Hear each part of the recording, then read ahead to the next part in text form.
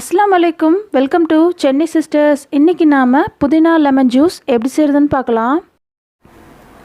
ஒரு கை கொத்த அளவு புதினா இலை எடுத்திருக்கேன். அதை இப்போ மிக்ஸி ஜாரில் சேர்த்துடலாம். இஞ்சி சேர்த்துக்கலாம்.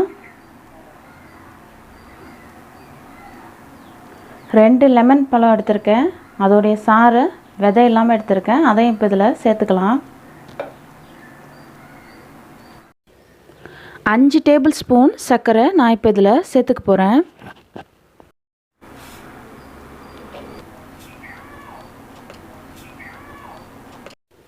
அஞ்சு டேபிள் ஸ்பூன் சர்க்கரை நான் இப்போ இதில் சேர்த்துருக்கேன். தேவையான அளவு நீங்கள் சர்க்கரை சேர்த்துக்கலாம். இதில் கொஞ்சம் ஐஸ் க்யூப் சேர்த்துக்கலாம். இப்போ இது எல்லாத்தையும் சேர்த்துட்டு நம்ம நல்லா அரைச்சி எடுத்துக்கலாம். இப்போ இது எல்லாத்தையும் நல்லா சேர்த்து நல்லா நைஸாக ஃபைனாக நம்ம அரைச்சி எடுத்துக்கிட்டாச்சு. இப்போ நம்ம இதை வடிகட்டி எடுத்துக்கலாம்.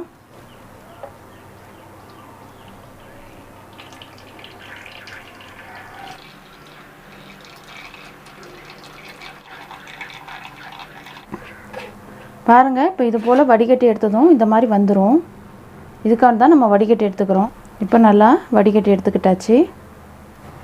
இப்போ இதில் தண்ணி சேர்த்துக்கலாம். நான் இப்போது 2 டம்ளர் தண்ணி சேர்த்துக்க போகிறேன்.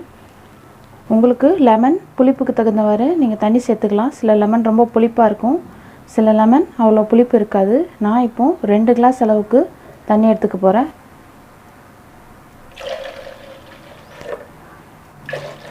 ரெண்டு டம்ளர் தண்ணி சேர்த்தாச்சு. இப்போ இதை கிளாஸில் சேர்த்துக்கலாம்.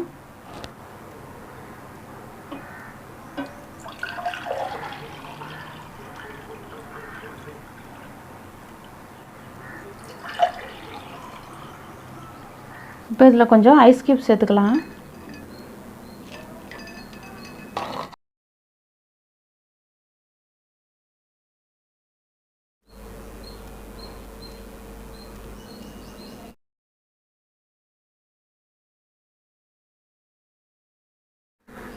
அவ்வளோதான். இப்போ நம்மளுடைய புதினா லெமன் ஜூஸ்லாம் சூப்பராக சுவையாக டேஸ்ட்டாக ரெடி ஆயிடுச்சு. இந்த கோடை காலத்துக்கு ஏற்ற ஒரு நல்ல ட்ரிங்க் இது. கண்டிப்பாக நீங்கள் ட்ரை பண்ணி பார்த்துட்டு எப்படி இருந்துச்சுன்னு கமெண்ட்டில் சொல்லுங்கள்.